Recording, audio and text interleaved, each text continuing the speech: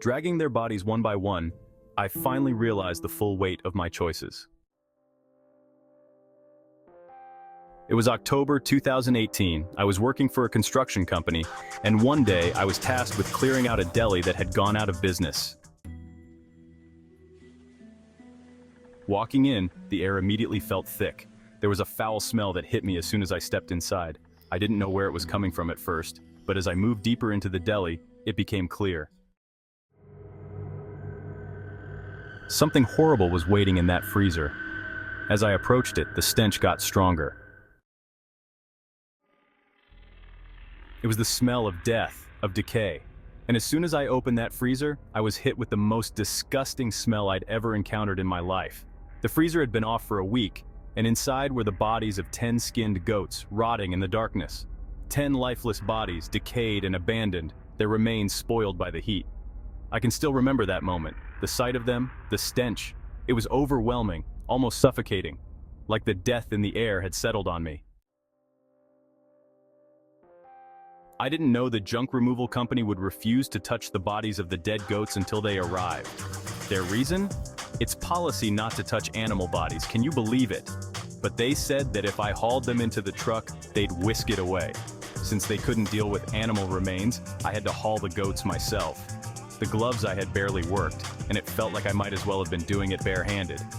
Keep in mind this is pre-2020. Wearing masks wasn't a thing, so I'm getting 100% of the aroma. As I'm dragging each one of these goats, still reeking of death, I remember looking and seeing a dog in the eyes of the skinned goat, and quickly thought to myself, what's the difference between a dog and a goat? These were both animals. Something in me clicked, like a light switch in me turned on, as if I had been in complete darkness this entire time. I finally saw the light. I didn't know what it felt like for my cognitive dissonance to finally cave and collapse in on itself until this very moment. The realization, they are beings that were once alive, breathing, just like us. That day changed me. It was a turning point. I realized that these animals were more than just products or food. They were lives. Lives that had been discarded, forgotten, and allowed to rot away. It made me confront my own choices, my own role in their suffering. I felt sad, depressed, angry, determined. Sad for the death sitting right in front of me. Depressed for all the death I had caused throughout my entire life. Angry I didn't realize sooner. How could I not have made this connection sooner? But ultimately, determined. I had a choice between going back to what I've always known or swallowing my pride and facing something new and perceivably much more difficult. Key word being perceivably. It's actually easy going vegan when you actually do the minimal amount of research required.